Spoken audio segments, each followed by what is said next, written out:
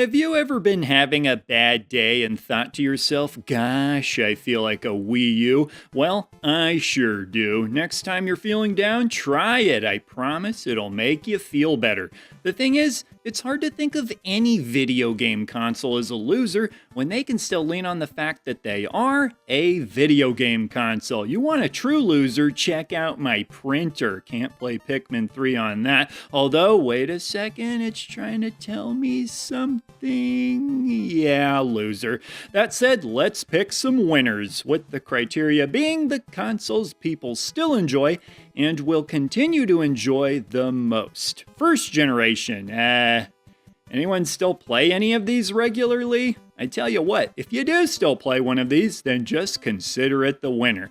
I did look into these consoles though, and after a lot of long and arduous research, the console I chose was Coleco Telstar because it's shaped like a triangle. Who doesn't love fun shapes?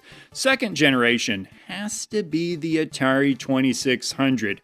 Although the ColecoVision puts up a good fight, but way too many good games on Atari 2600. Also, it's worth mentioning a lot of people believe that the second generation should actually be split up into two separate generations. Third generation, Sega Master System fans, I hear ya. It's a nice console, but the avalanche of great games on the NES library is hard to compete with. For every iconic game the system has, like a Mega Man, Contra, or Mario title, it has something less known that's arguably just as good.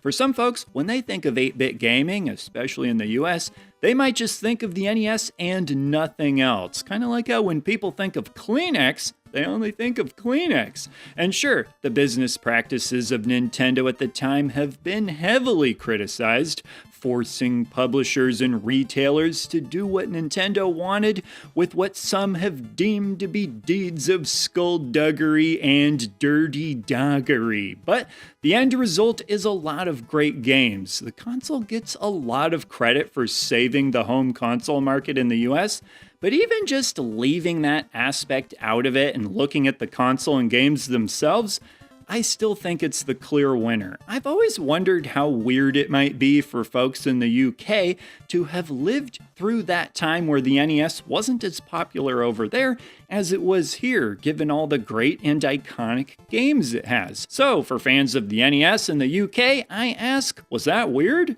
The fourth generation, oh boy did I corner myself on this one. It's gotta be between the Super Nintendo and Sega Genesis, and for those that remember, I tried as hard as I could to pick between these two, which are my two personal favorite consoles ever, and I literally couldn't do it. However, looking at things with a more objective lens, taking my personal love for both out of it, I'd have to give it to the Super Nintendo. It's one of the most popular choices for the best console ever made, plus not only does it have a whole bunch of games that are considered the best games ever made, it has depth as well. Lots of great stuff to choose from besides just the more obvious recommendations.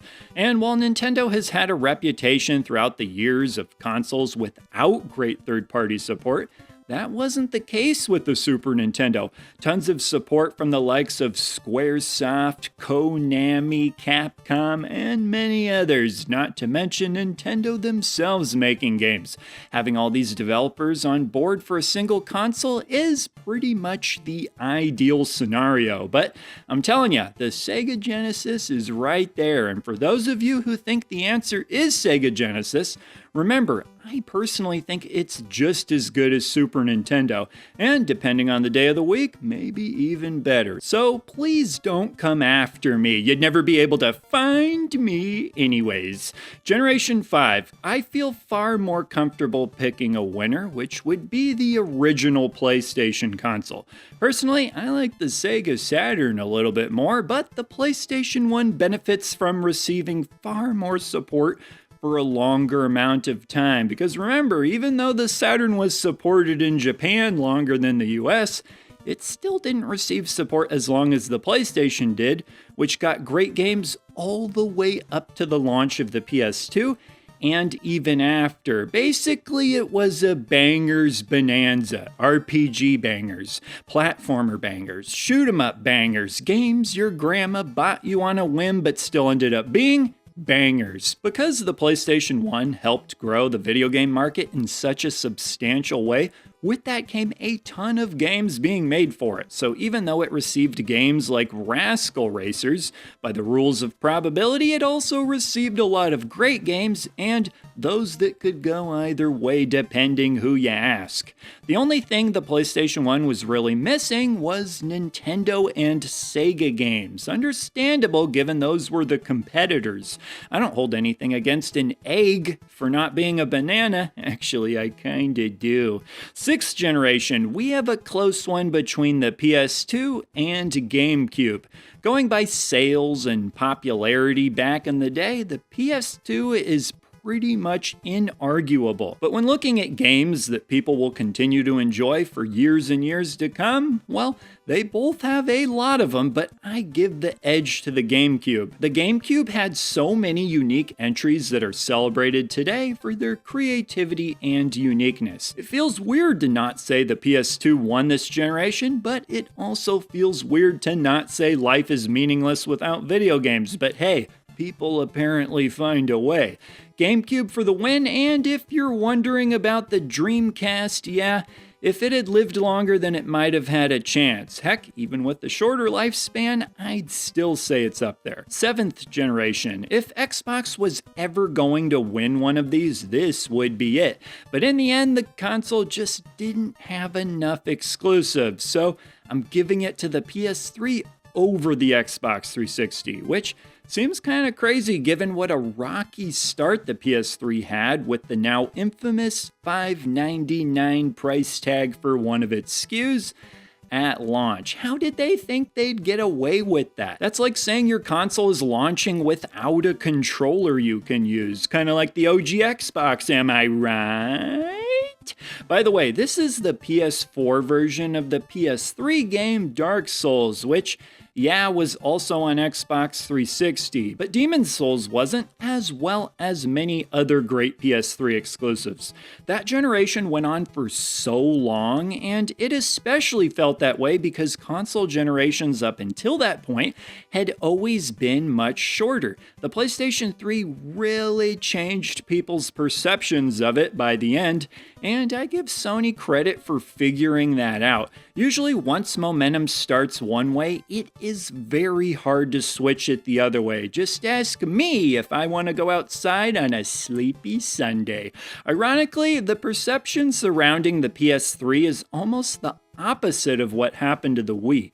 Starting off as a sensation at the beginning of the generation, but with many people growing weary of it by the end, and as your Aunt Nancy would say, oh yeah, I forgot about that thing. The argument could be made that Xbox Live was really great for Xbox, because it was, but let's not forget that the price to play PS3 online back then was pretty affordable. Free! I'm telling you, free is always the best. Well, maybe not always. In any case, playing PS3 and Xbox 360 games online won't be relevant heading into the future, so it would be hard to give Xbox 360 an advantage there nowadays anyways. Okay, and now for the 8th generation. I feel like it has to be the PS4 almost by default. It was very similar to the Xbox, except that it continued where the PS3 left off by having more exclusives.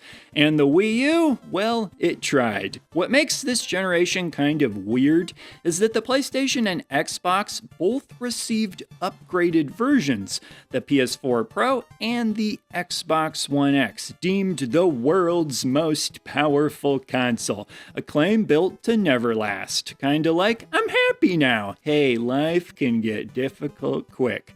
At that point, most multiplats were going to be better on the One X, but this was already halfway through the generation, and not everyone even cared about the increased power.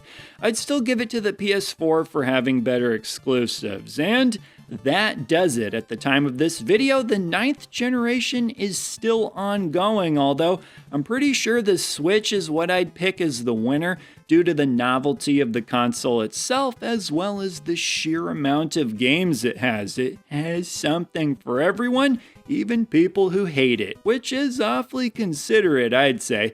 It's a little bit awkward because it came out so much sooner than the PS5 and Series X. In fact, some people might not even consider it a part of the same generation, but hey, that's just how it goes.